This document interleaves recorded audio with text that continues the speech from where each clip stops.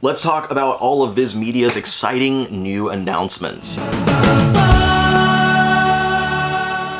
Right on schedule, Viz Media just dropped their October license announcements, including a bunch of new manga and some other cool stuff, 20 physical announcements, 5 digital, but in this video we're going to be focusing on the physical announcements. Now if you're unfamiliar, Viz does these announcement events 3 times a year, every 4 months, in October, February, and June. Sometimes the date of the announcements will shift into the late weeks of the, or the late days of the previous month, just depending on when the catalog has to drop.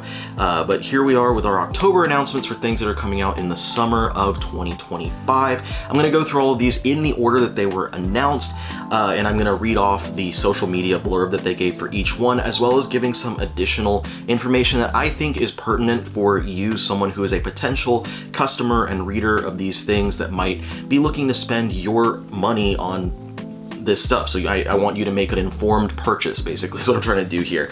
As always with these videos, I like to remind people to be respectful, because while not every single one of these announcements is for you, they are all for somebody. And just as much as you might be extremely excited about a particular announcement that happened in this round, there are other people who are just as excited about one or more of these other ones. So be respectful in the comments, and let's go ahead and talk about these new books. First up, we get Tokyo Fear's Rhapsody by Akira Sugito. Mighty monster Hachiro just wants to eat human sweets in peace, but between fighting ghoulish foes and evading his mad scientist creator, life is anything but quiet. So this one's really rather new, starting in 2022, serialized in Comiplex from the publisher Heroes. It only has 2 volumes so far from what I could find. It is a seinen action comedy, and it is from the same creator as Momo the Blood Taker. If you're familiar with that series, it was recently published by Seven Seas Entertainment.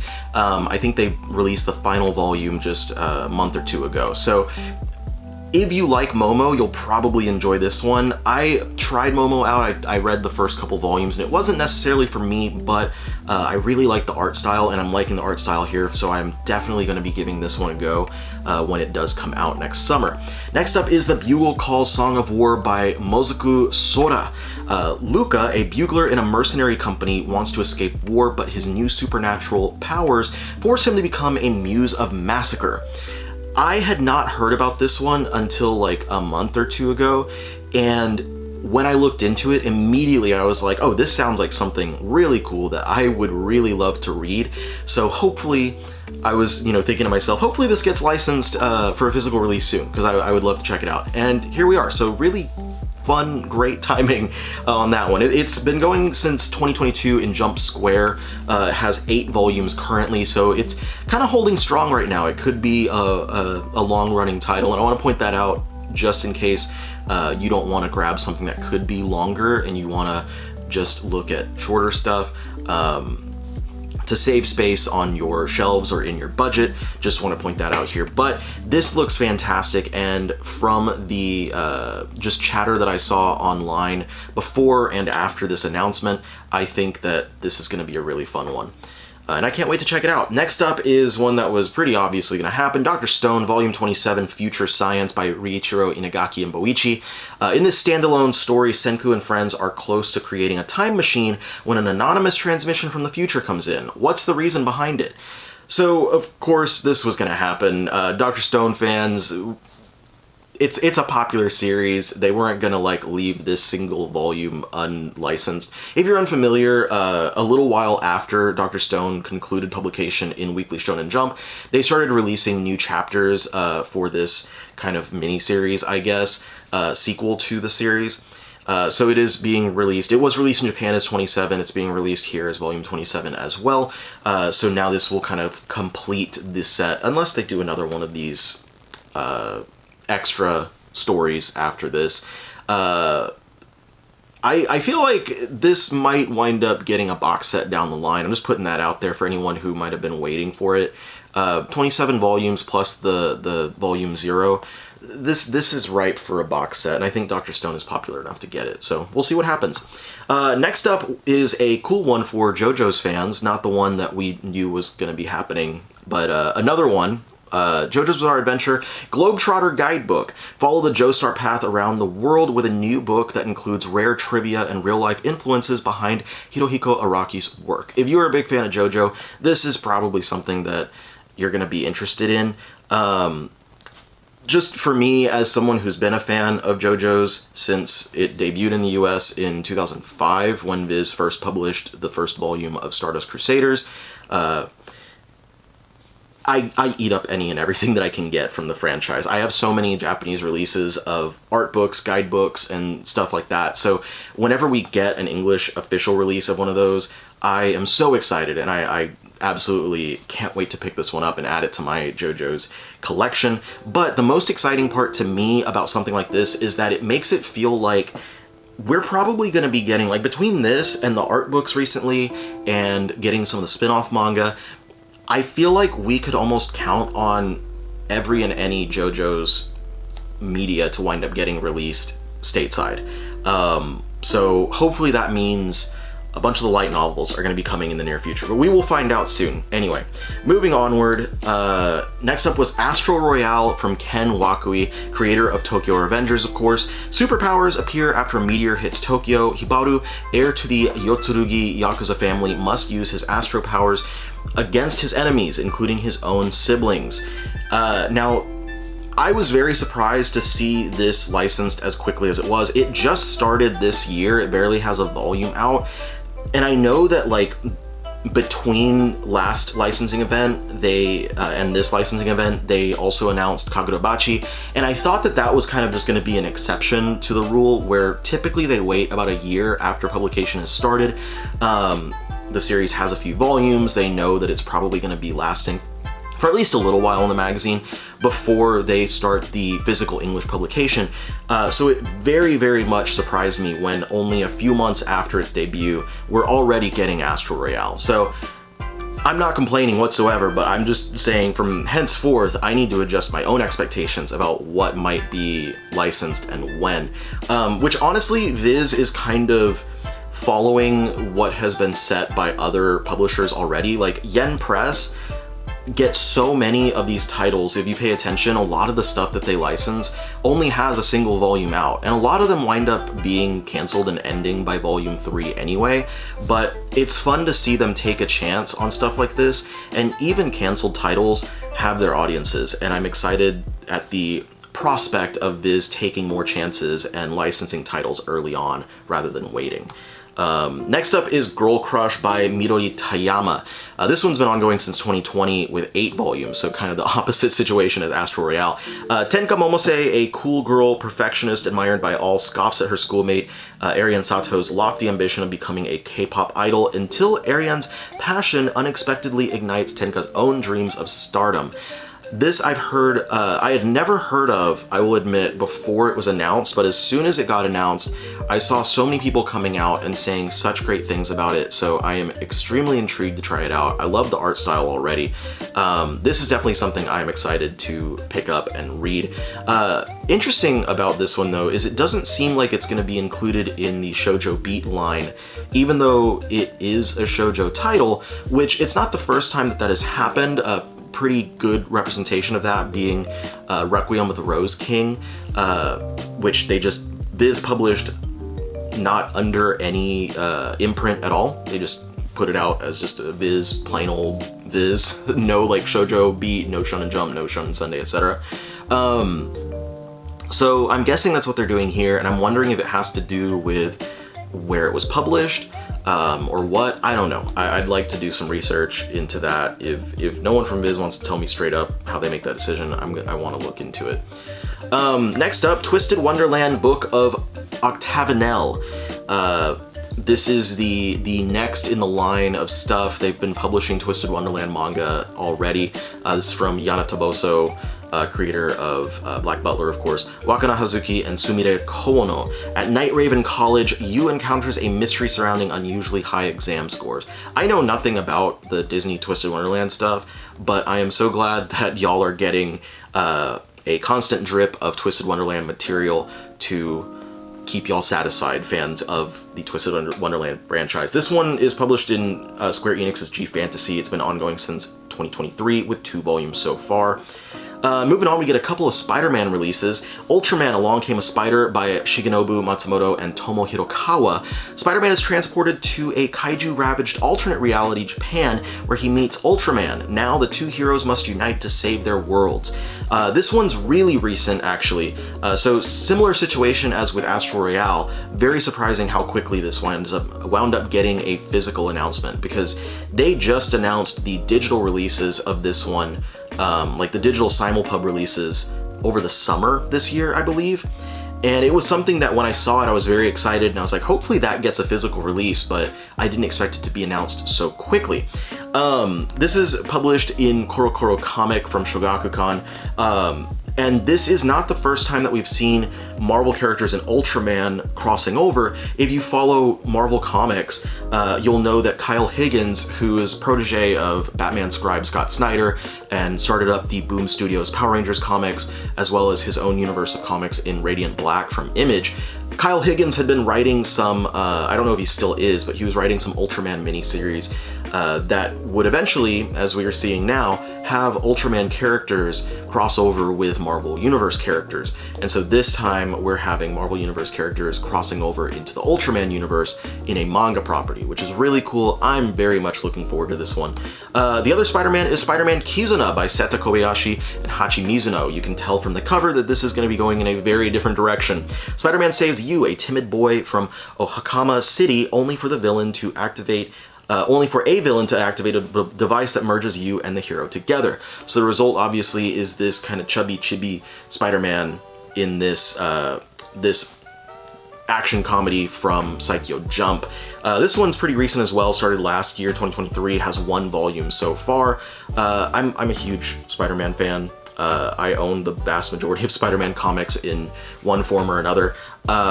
So I definitely am sold on both of these, just given my massive fandom for the character, but both of these look great. Of course, I'm looking forward to Ultraman a lot more than this one, but this looks like it's going to be a cute, fun time, and I can't wait to check it out. Next up, we have Not So Shoujo Love Story from Kuryuku. This one's serialized on Webtoon since 2020. Rei-chan is ready for her epic love story with the most popular boy in school until her rival Hana confesses her feelings to Rei instead.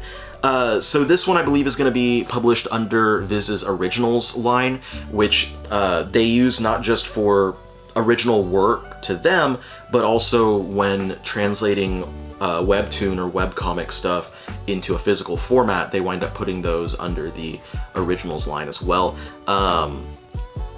I didn't find much information about this, but I did see some people excited to see this one getting a physical release, so I know this is going to make some people happy, and that's important. Next up, Cosmos from Ryohei Tamura. Kaede has always had an uncanny ability to tell fact from fiction. The ability gets put to the test when he's hired by an extraterrestrial insurance investigation company. So this is from the creator. Ryohei Tamura is responsible for Beelzebub, as well as the more recent Hard-Boiled Cop and Dolphin, which I really loved when it was being published in Weekly Shonen Jump. Unfortunately, it was canceled before even hitting a year. This is serialized in Sunday GX from Shogakukan, so it is a Shonen Sunday title, or Shonen, it is a Sunday family of magazines title. But I am very much looking forward to it. I remember when this was announced and then I completely forgot about it. And I remember because my first thought was like, oh, if this does well, maybe we can get it physically, and then maybe that can lead towards Tamura's other works getting released physically in English. So fingers crossed that that happens, but in the meantime, I'm gonna look forward to checking this one out. It does have 4 volumes in Japan so far, so we'll see how long this one lasts. I know Beelzebub was a much longer title, but Hard-Boiled Cop and Dolphin was only around like 4 volumes or so as well. Then we've got a guidebook, Spy Family, the official anime guide, mission report 221001-1224. Discover all there is to know about Lloyd's disguises, Yor's assassination techniques, Anya's sneaky tricks, and more from Spy Family episodes 13 through 24. So this is the second anime guidebook for the franchise.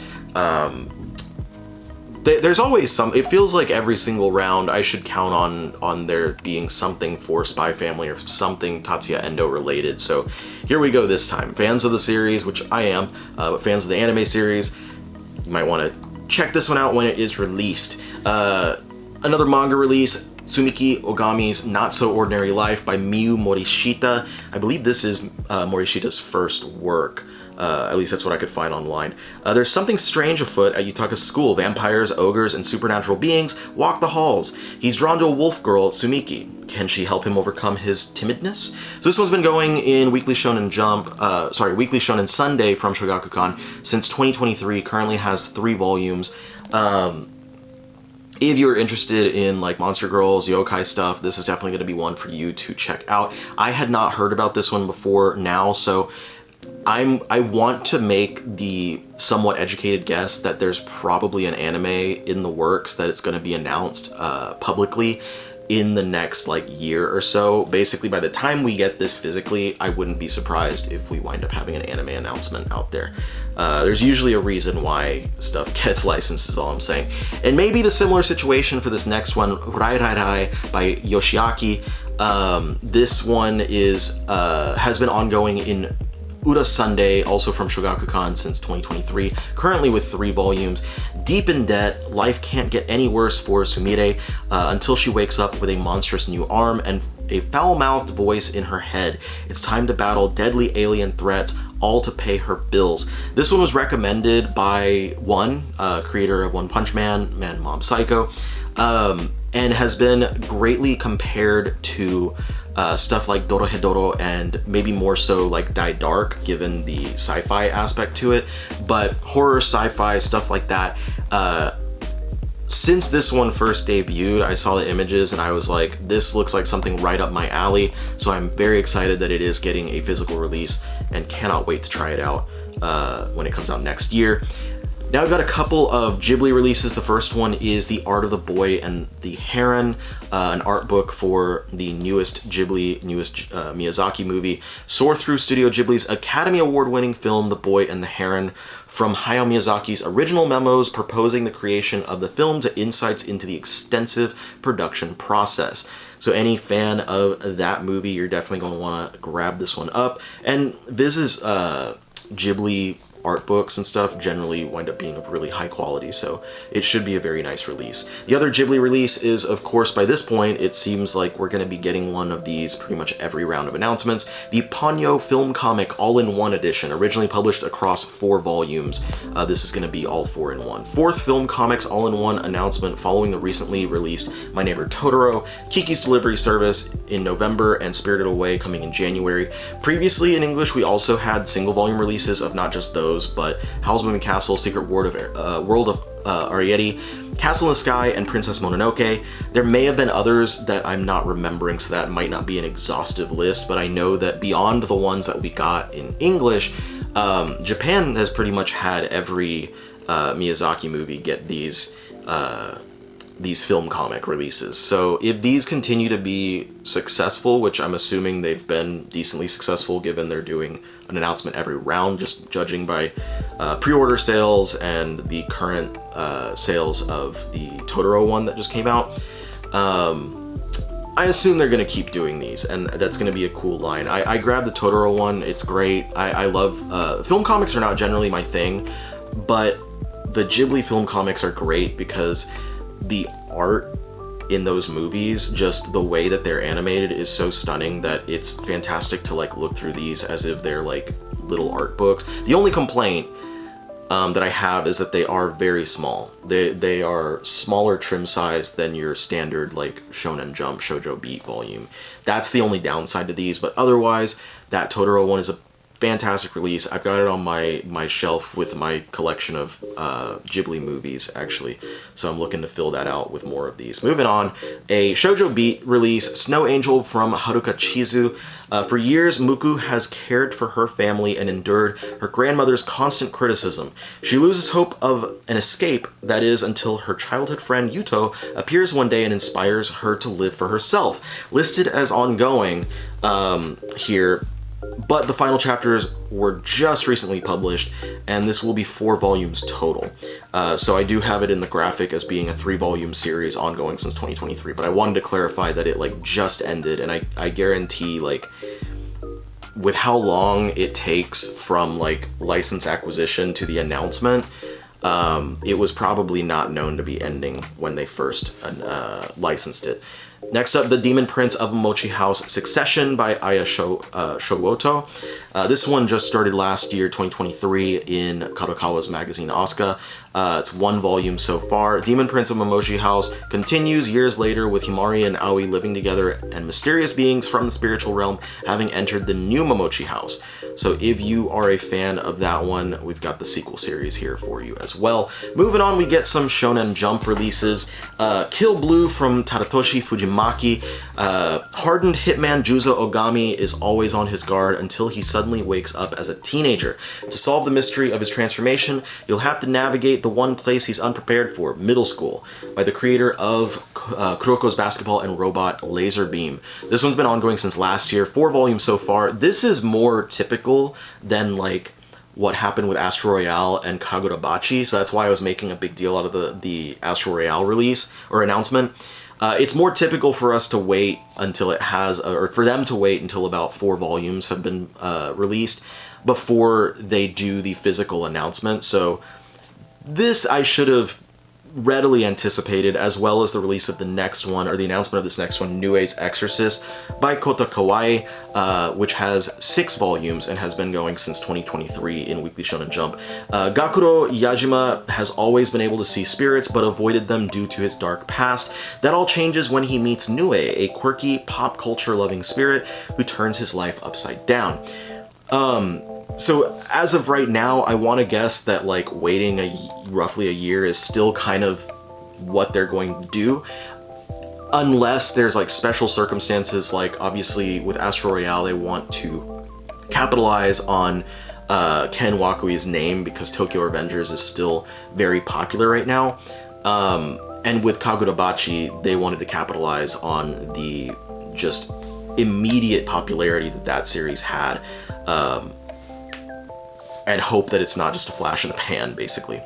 And now we get to the last announcement, the last physical announcement at least for this round, and it is the one that, despite the fact that I knew that it was going to be coming this round just from the schedule that they've been having for this franchise, it was still so exciting to see.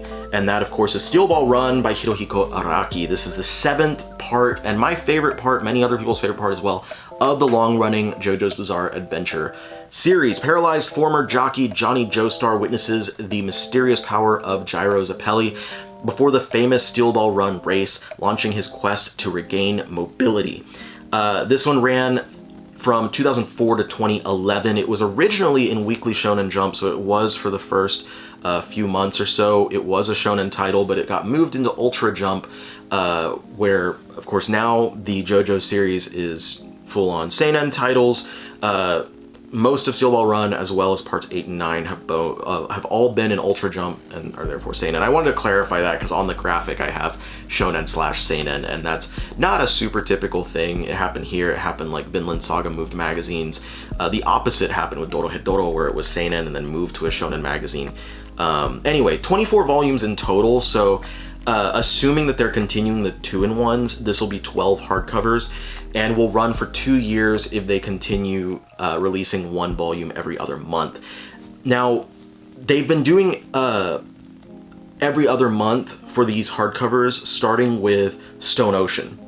And I've had a theory, and I've stated it before and people misunderstood what I was saying, but my theory of why they decided to increase the publication speed starting then with Stone Ocean is because Viz Media was made aware of when the Steel Ball Run anime was going to wind up being announced and when it would start airing.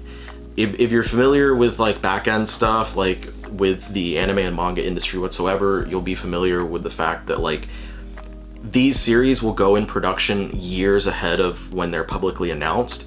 And generally the English publishers, I'm not just saying just the English publishers, but for the sake of this, English publishers are made aware right when these things start production.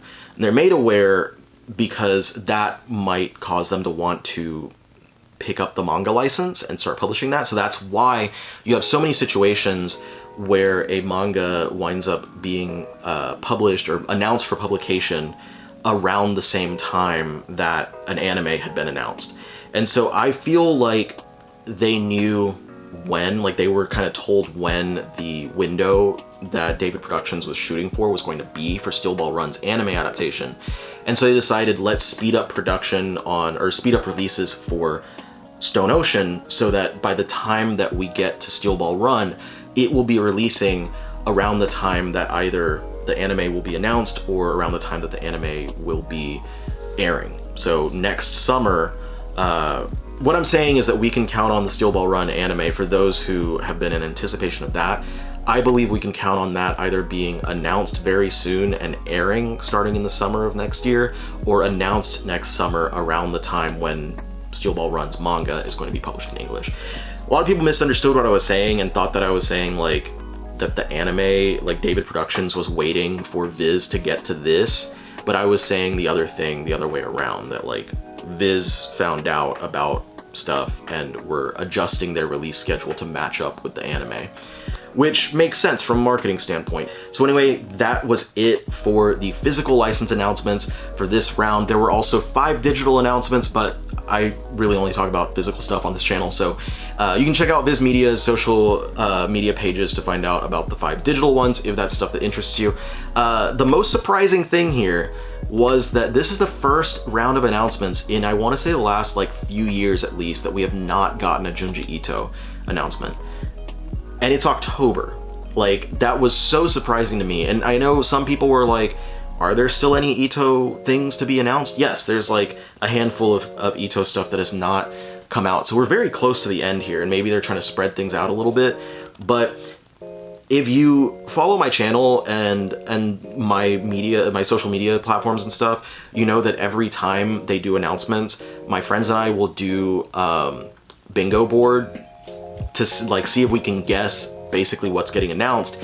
And we had 4 out of 5 on this time's board, and the only thing missing from giving us a bingo was Junji Ito, and we thought we had it in the bag because there's always an Ito announcement, and the one time when it really mattered, it didn't happen. So anyway, that aside, it is kind of weird that there's not an Ito announcement, and it makes me wonder if they're going to do one of those like between license event announcements like they did for Kagurabachi a few months ago, or if they're going to just spread out the Ito releases. But there was no Ito and no horror whatsoever in this one, so that was very interesting to me. Anyway, obviously Steel Ball Run is extremely exciting, and I know that a lot of y'all, like myself, are very excited about it finally coming out.